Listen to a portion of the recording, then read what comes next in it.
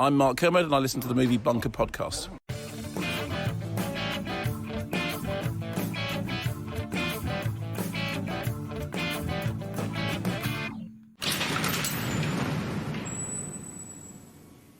Hello and welcome to the Movie Bunker Podcast. It's me, Matt. Hey, it's me, Chris. Hi, welcome. If you've never listened to us before, hooray! If you've listened to us before, hooray! It's good to have you back on board or on board for the first time. If you're on board for the first time, let me just tell you a little bit about the Movie Bunker Podcast. We set ourselves up to review critically panned films to try and find the unfairly criticised, the maligned film that was residing in the bargain bin. It shouldn't be there. It should be free to the world. So we go through all these films and we review them for you and let you know if they do deserve their horrible rating that they got in the first instance or they were unfairly just. We also get some guests on board to tell us about their films that they find either a guilty pleasure or weren't reviewed particularly well, but they particularly enjoy.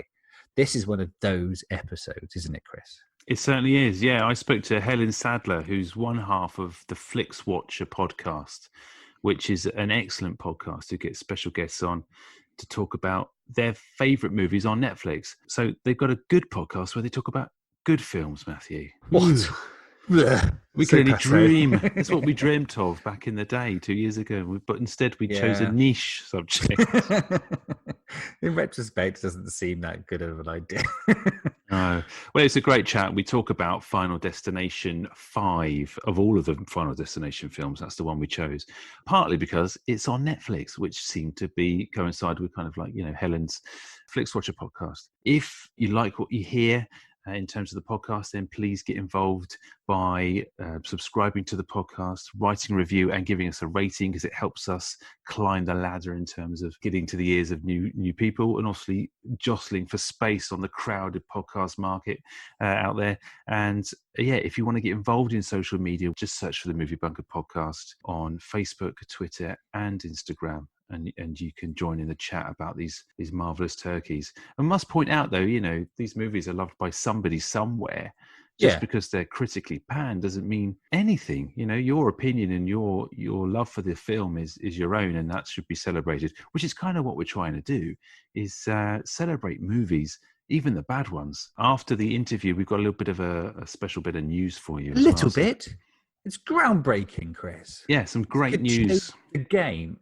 Yeah, a game changer bit of news for us after the chat with Helen. And also, we've got our little segment thing. It's your turn, Matthew, to pick a movie. What's the thing we do next? What happened next? Better say it as a question. What happened next? This is a feature where instead of thinking about what the sequel might do to a movie that doesn't have one, we talk about or have an idea about what the scene would be like directly after the film is finished. So those who've heard the podcast before will know this because they've listened, but the explanation of the feature is a little bit more complicated than it's the feature itself. I think the title really sums it up, Chris. If we really want to delve into the nuts and bolts of it, it's what happened next. So am I overdoing it with the explanation? I think maybe somewhat. Anyway, here's the interview with Helen. Enjoy. Hello and welcome to the Movie Bunker Podcast. And tonight I'm delighted to be joined by Helen Sadler from Flixwatcher Podcast. Hi, Helen. Hello. How are you? Thanks for having me. Yeah, I'm good, thank you. How are you? I'm very well. Yes, it's stopped raining for the time being, so that's a good sign. What's the movie you've decided to talk about today? My chosen film is Final Destination 5, which is the fifth and so far final film in the Final Destination trilogy. Is that what it is? The fifth one, anyway, and it came out back in 2011. 2000 was the release, or the release date of the first Final Destination, and we've been on one hell of a roller coaster ever since with some very creative deaths. But before we sort of dive into Final Destination and then its gory content, tell us a bit about yourself and how you got into movies and podcasting. So I guess movies is probably my dad. He's he's always been a film fan and was responsible for letting me watch films that I was anywhere near the right age to watch when I was a lot younger. So lots of quite gory films that very young children shouldn't be near. And he was a big horror fan as well. So I think that's sort of where my love of horrors obviously come from. He used to collect Fangoria magazine. I used to remember when that came through the post and sort of having a look through it, being part terrorized but also part fascinated by that. So yeah, definitely memories of going to the local video shop on Saturday afternoons and picking out unsuitable videos to watch in the evening. It's funny, isn't it, how times have changed, I guess. As a child of the 80s, the exposure to sort of inappropriate cinema was kind of just the norm. I remember watching all sorts of videos and not just most of the time, pirated videos as well, which people would just hand around. My dad's group of friends would just share these videos, and you just get exposed to things like Robocop. Although it wasn't technically a horror, but it was extremely gory when it came out. I remember watching that when I was about 8 or 9, thinking this is not appropriate for me. How did the podcast come about then? Yeah, so Flixwatcher is a Netflix film review show. So each episode we have 2 guests on, and one of the guests will pick a film that's available to watch on Netflix, and we'll have a discussion and we will do some scoring. And I do that with Kobe, and me and Kobe met because we do the Bigger Boat film quiz, which is a London-based film quiz, and we both sort of joined the team through Ben, who Kobe knew and I was following on Twitter, and so it all started then. It's probably maybe 5 or 6 years ago now. And then one day Kobe sort of said, "Oh, I'm interested in doing a podcast," and we had some conversations about what might work, and Flixwatcher was born. Yeah, and you've had some fantastic guests on too. Yeah, it's one of those things about podcasts. I mean, likewise, you've had some great guests on as well, but podcasters are very, very generous with their time, and have lots to say about films, and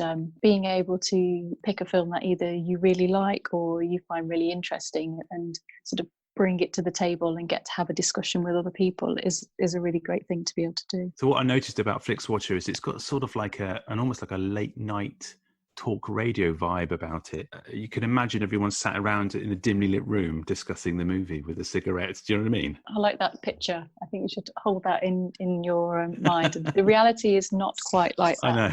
Yeah, it's got a very noir sense. So I think it's the music, and everyone's very softly spoken, and it's just a very nice and friendly way to discuss the movie. And it just, everything comes across very well and interesting. And the guests, I say, are all very, well read. And that's what we always find with our guests on the show, is that they make us look and sound like idiots because of their wealth of knowledge about movies and the films that they choose. It's got a very nice atmosphere to it. Oh, thank you. I mean, it's been really great to have loads of guests on who are not necessarily maybe doing film podcasts themselves, but are doing other kind of podcasts. And they've always said, like, it's been really nice to do a podcast but not have to talk about my subject, and I can talk about something else. So we've had that as well as kind of the film podcast people coming on and talking about their favorite films. We had a conversation before we decided to meet up for the podcast, and so which of the Final Destination movies should we choose? Because there is 6. There's a sneaky 6th one, which came out a couple of years ago, I believe. We kind of came to agreement that 5 was the best one because it was on Netflix. Yes. Which was appropriate. So I sort of had a look back through them all, and generally the consensus is that Final Destination 3 is probably the best one. And then somewhere between that, this one and the first one, then the second one, and then the Final Destination, which isn't the final one, is probably the worst one, the least creative and not the best. But interestingly, this one, when it was released in the cinema, actually came out in 3D, which is why there's some slightly strange sort of moments in there where things appear to be flying out into your face. I see that it's been quite a while since your first consultation. What made you decide to take the leap today?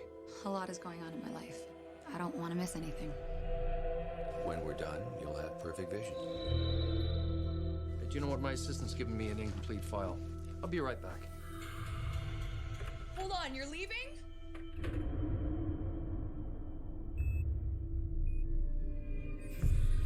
Is that supposed to be happening?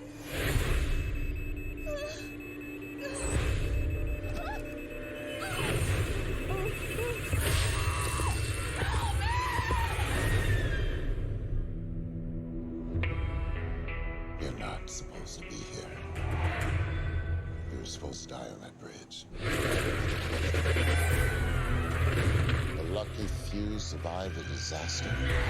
And then one by one, death comes for them all.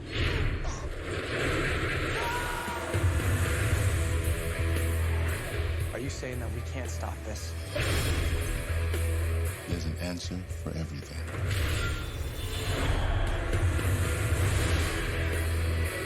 It's kill or be killed. Nobody's safe.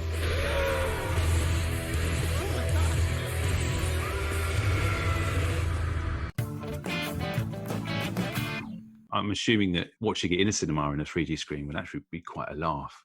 But at home, it loses quite a lot of the spectacle, I think. Yeah, it doesn't quite well. I'm pretty sure I saw this at the cinema in 3D, and yeah, it was. I mean, I say it's fun. If I mean, obviously, it's people dying in creative but horrific ways, but it's so bizarre and so creative and just so insane that it is.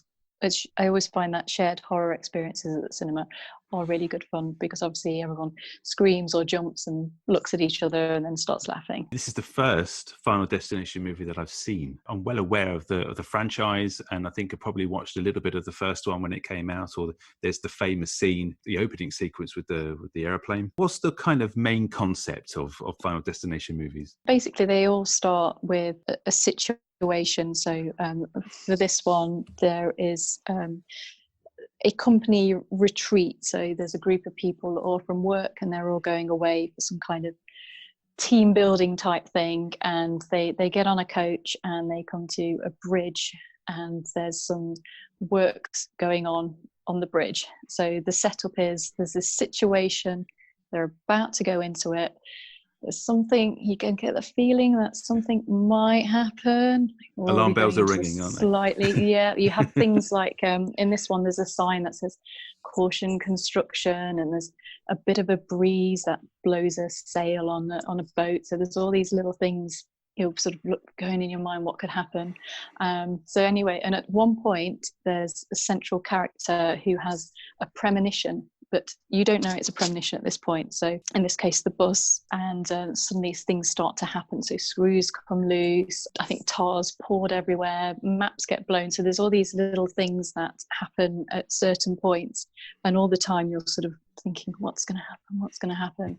And then something does happen. And in this case, the bridge comes apart and mayhem ensues. So there's basically loose cables flying everywhere, cars landing on people falling off the bridge and being impaled, ironworks slicing people, debris coming off trucks and things. Yeah. And at the point where the main character sort of gets it, you're sort of snapped back, and it's to the start of sort of the moment where things start to go wrong. And at that point, the main character sort of goes, this isn't right, get off the bus, get off the plane, get off the tractor road, yeah, get off the roller coaster, which is Final Destination 3. And basically a selection of people choose to follow the person off, and moments later the accident actually happens.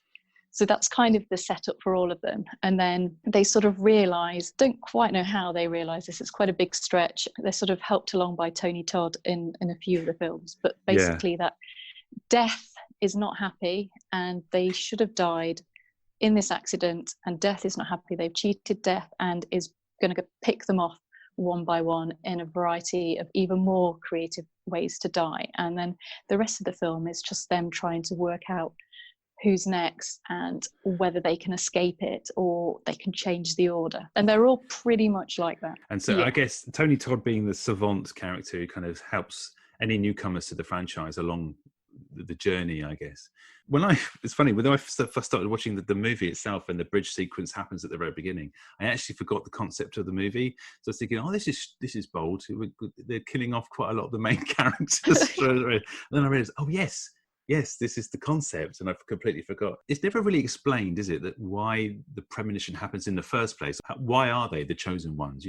Why are they allowed to see the future instead of the person sat next to them? I have no idea. I don't think they're that deep. I don't think they've really thought about this. I mean, I guess you probably had a situation where you've sort of had a bad feeling about something and decided not to do it. Like maybe you've gone, I'm going to go out the house without an umbrella, and then you sort of take a look at the sky and go, actually I'll go back in and get that. Or you decide not to get on a certain bus because it's going to be. So there's sort of certain things like that. I think that just takes the films just take it one step further. Had this massive premonition that people are going to die in very horrible ways. Effects-wise, with the killings and the special effects that are used in how people die in these very extravagant ways, there's clearly quite a lot of attention to detail and love and money spent on that aspect of it, because the casting wouldn't necessarily be something you would go to see the movie for. So cast in this movie, for instance, there are a lot of unknown actors. I mean, Emma Bell is the only one that I recognise who plays Molly, who's the love interest of the main character, and she was in the first series of The Walking Dead. But Tony Todd, who's a bit of a horror guru, I guess, or the guy who plays Dennis was in Anchorman. Oh, yes. The first two had Ali Larter in, who's probably kind of the biggest star of all of them. And then the third one had Mary Elizabeth Winstead. But in terms of star power, you don't come to these films for watching anyone particularly famous in it. They are spectacularly gory. So you have premonition deaths, but then when death finally catches up with them, we've got some really bizarre and crazy deaths. Like the build up for sort of the first death, which is in a gym, is brilliant. I'd sort of forgotten the way they die properly, and watching that again, it's brilliant because I know from watching the series that something is going to happen, and there's all kinds of loose screws, there's water on electric cables, there's a nail on sort of it's in a gymnastics hall. They're doing some gymnastics, so there's a nail on one of the beams that potentially someone could stand. So there's all these really tense moments, and the end payoff, which I'm calling the gym splat, is quite shocking, bizarre, and weird and unexpected, I think, for me, knowing that how the films work. The way that the camera tricks you and the editing tricks you into thinking how it's going to happen, or it's very clever, and it's a health and safety nightmare. I mean, I don't know if there's any health and safety people involved in terms of the school or the gym, but it's shocking really what's happening there. No maintenance at all in that gym. The final splat, the gym splat, was a complete shocker for me. The one I found really interesting as well was the poor lady who has eye surgery. Something spilled on the computer, isn't it? And then the laser gets turned up to 11. So she's basically gone in she's having laser eye surgery, and I think she knocks over a picture with her on it, and the glass breaks and it's over her eye. So you can kind of get the idea that something is going to happen to her eye. But yes, so she's terrifying, is kind of screwed down, and she's got the clockwork orange eye openers on. The laser is burning into her eye, and you're just wondering how more horrific can it get to this? And then intervention happens, and you think, she's safe. And then Teddy Bear's eye or something, I think, is on the floor. And she ends up quite spectacularly out of the window and hit by a car. Is that yes one? I think for good measure she's run over again. It's like one of those Warner Brothers cartoons when the coyote is then thrown off the cliff and then hit by a rock and then hit by a marching band or whatever it goes, just to confirm that he's well and truly done for. The deaths are so extravagant and well choreographed. All throughout the series there's been so many kind of head splats or pulverizing that I've seen. So it is kind of a thing that you could even sort of come up with some kind of drinking game for it, where, you know, if someone's head is splattered, then that's kind of like you have to sort of have a shot of everything is the one. That's the crescendo. Impalements, you know, it's like 1-2 fingers worth of drink, and, you know, eyes being gouged out would be like a full gulp, head splatter down the lot. Sounds like a good game. You should write that down and do it at your next Christmas party. Towards the end of the movie, obviously everything plays out as it should, but with this twist kind of MacGuffin type thing that they introduced. I don't know if you'll know more than I, so you'll be able to tell me. This thing where if you kill somebody else, then they take your spot in the death chain. Yeah, so I'm pretty sure that this was a sort of the new concept for this film, and can't remember that being a thing in the previous ones. I mean, there's all kinds of different things sort of going on where about skipping a death and who it goes to next, or reversing the order. So they've done things like that, but this is the first one where they've got this idea that you can basically push someone in the way and get their life. So that adds a little bit more excitement, because you're like, what does that mean? They survive? Because death will not be very happy with that, as we've learnt. We're allowed to spoil. I mean, you sort of come to the end, and it's quite a brilliant ending.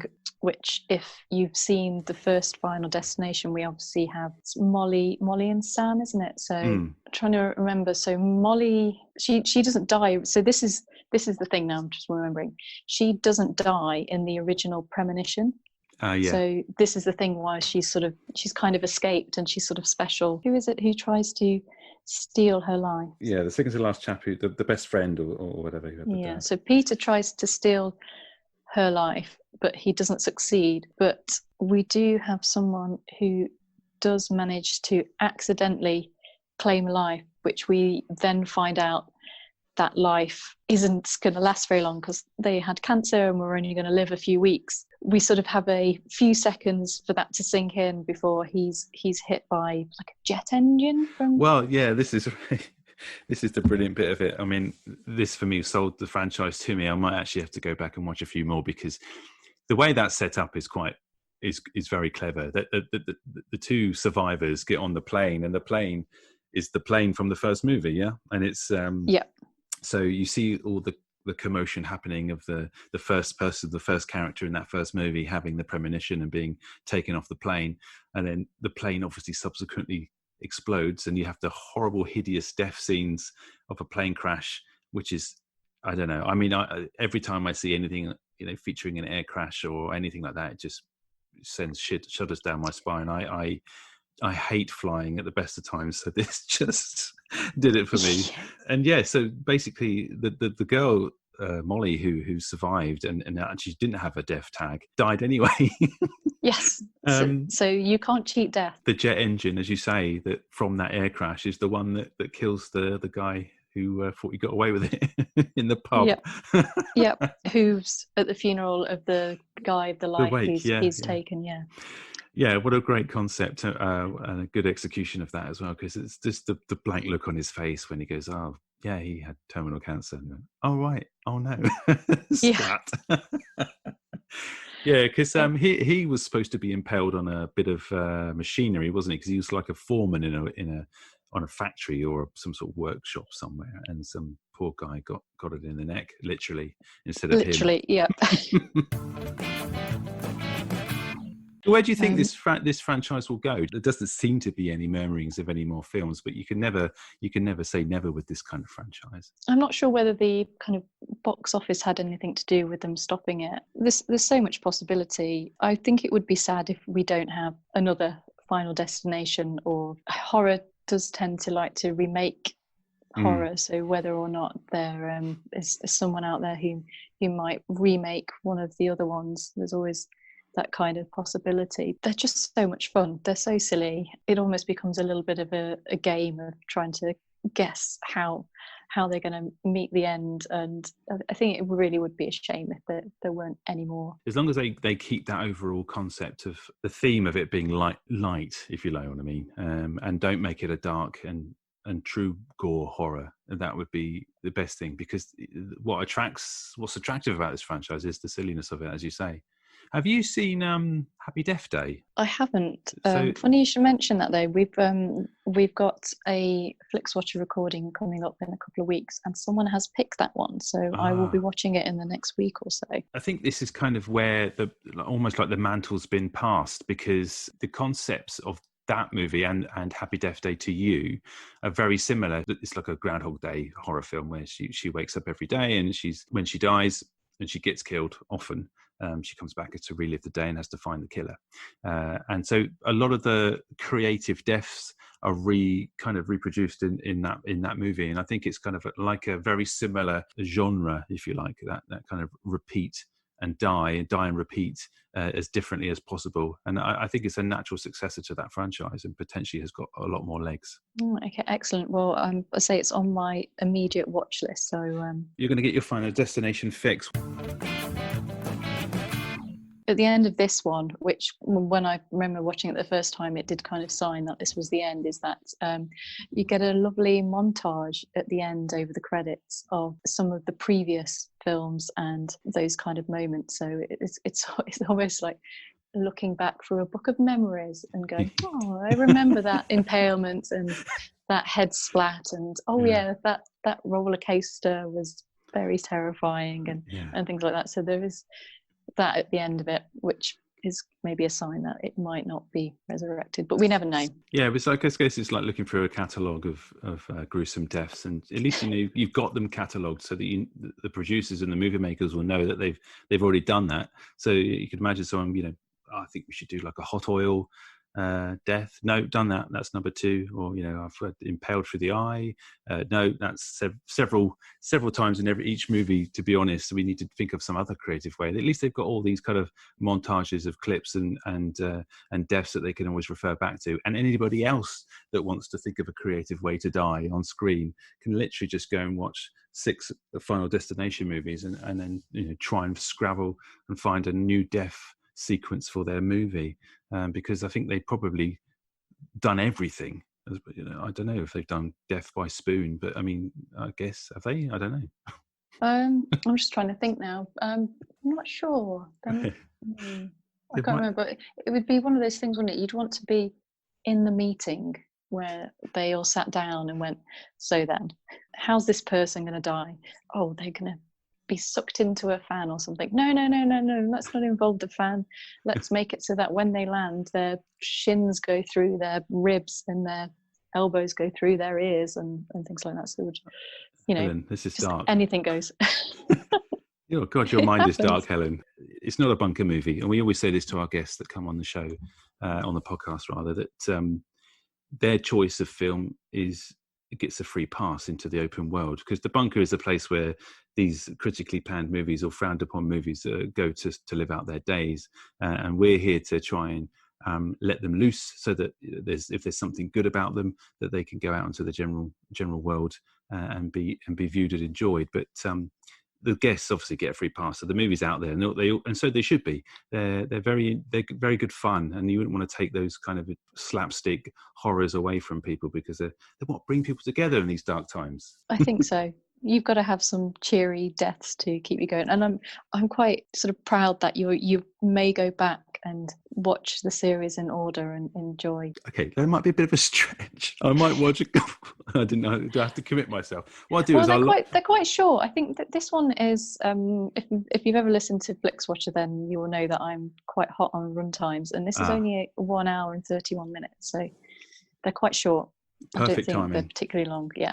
The perfect time for a film. Helen, thank you so much for coming on the show. Where can we find you on social media? So, well, you can find Flixwatcher pretty much anywhere you find your podcast, but you can follow us at Flixwatcher Pod on Twitter. And if you do that, when we review the films, we'll always do a little tweet and we'll ask for your reviews as well. So do follow us on Twitter. And if you happen to have seen the film that we're going to be reviewing, do send in your own little tweet and we'll read them out. But Twitter's probably the best place, and then to find the podcast, we're on all pod platforms. Well, thanks again for sharing this bloodfest with us today. Thanks for having me. Cheers. Bye. If we were to draw a graph of my process, of my method, Something like this. Sir Ian, action. Wizard, you shall not pass! Cut! Sir Ian. Nice chat, Chris. Yeah, as always, fantastic chat. Ooh, big Ed. Fantastic. Yeah, I'll have to say. But yeah, again, it's one of those things with these sort of not guilty pleasures, but films that just make you happy, even if they do involve multiple capitations. So the news, our oh yes. News. So yeah, we're going to groundbreaking, changing news. That one. We're going on the road. We're going live. The Movie Bunker podcast is doing a live show, and on the road we're going like 10 minutes of houses. Yeah, this is fantastic for us because the live show will be in our hometown of Southampton.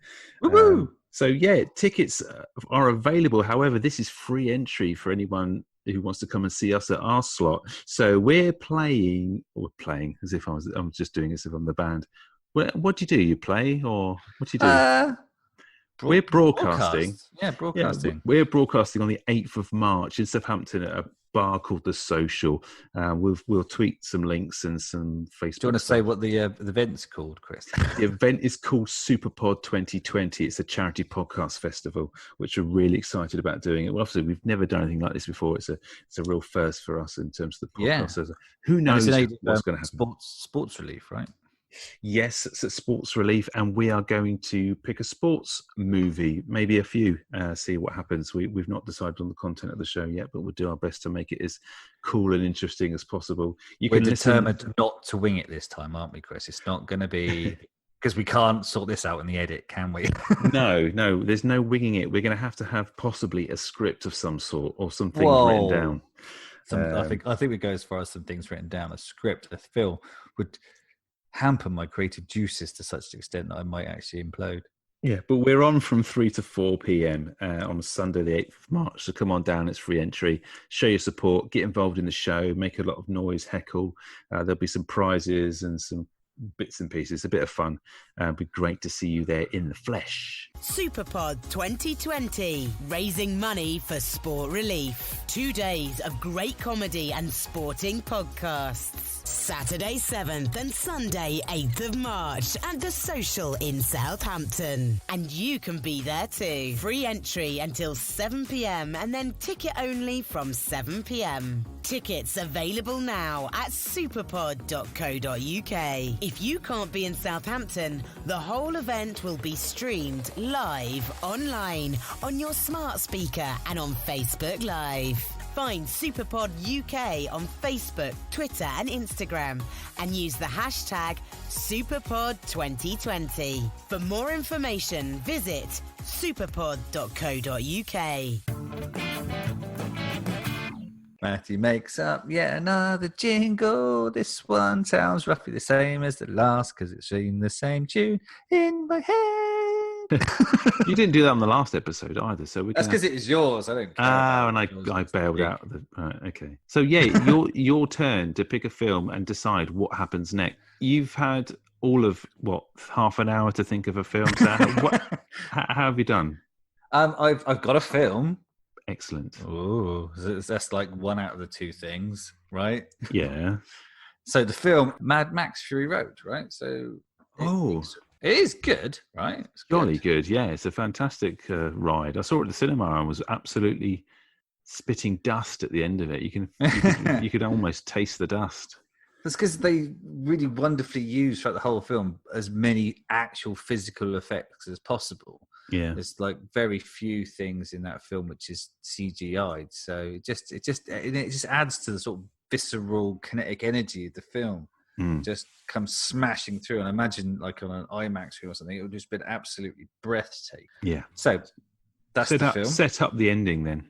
So for anyone that's either not seen the film, goes without saying there are spoilers ahead. So at the very end, the kind of like Oasis Island that the bag, they go back to Imiltan Joe's.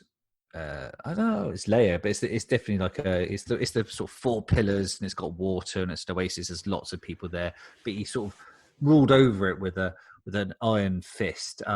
Little fact I didn't know is that the guy that plays Imiltan Joe was actually also the guy that kills Mad Max's family in the first film. It's the same actor. Yeah. But is it actually meant to be the same person later on in life? I don't know. I don't think that's revealed, but yeah, it's definitely the same. Yeah, same actor, same director. Same actor. I found that out today. I was like, oh, that's good. Anyway, cool. So they go back. Crowds are there. The weird kind of white dudes and like white painted out dudes are there, and the platform starts lowering down, and they're driving up in Mortanjo's massive vehicle, monster truck thing, and then they kind of shout, "Reveal yourself!" So the Mad Max comes out and pulls off the cover of this thing that's on the front of the car, and it's Mortanjo clearly dead. And then the crowd start chanting like, "Let them up!" And also like Furiosa and the brides kind of come out, and they start chanting Furiosa's name, and they get on the platform because they actually finally drive on, let them up, and they start going up. And as they're going up, they open the taps, all the water comes out, everyone's cheering and having a wonderful old time. And Max is looking at the back of Furiosa, who's seen better days. She's a bit diffed up, but at some point she looks round to see where Max is, and he's gone. He's no longer on the platform. I'm not entirely sure how he gets off the platform because it is quite high in the air, but then she looks down into the crowd and sees him there in the crowd. Like, oh, there he is. And he looks back and like there's this almost imperceptible nod. And she almost equally imperceptibly nods back. End credits. That fundamentally is the end of the film. Great ending. It's a great ending, right? It's like, ooh, a little bit ambiguous. What happens next? Now we find out because I'm going to tell you what happens next, in my mind anyway, at least. So as the platform rises, Furiosa obviously top of the platform is like a little bit sad. Mad Max is gone. He's left. And then she's just kind of milling around. Then there's Mad Max there. And she was like, oh, and he just needed to answer a call of nature, because why the hell would he leave this particular situation? Exactly. Outside of this water-based oasis full of some of the most attractive women you've ever seen in your life, now revered as gods these people are, why would you leave that? And she's like laughing, going, well, I thought you imperceptibly nodded at me. And he was like, no, I was just saying like I'm nopping off to the toilet for a bit. And he said, did you imperceptibly nod back to me as well? And she's like, well, yeah, because I thought you imperceptibly nodded back to me. It's like, no, I just went for a toilet. Why would I leave this? Who would be that insane? And she's like, well, no, now you say it out loud, it makes sense. I don't see why anyone would think that you would have left this wonderful oasis full of beautiful women and me. Clearly, there's some sort of hint of some sort of romantic connection because they have a kindred spirit. They are, they have this this relationship now. I think kind of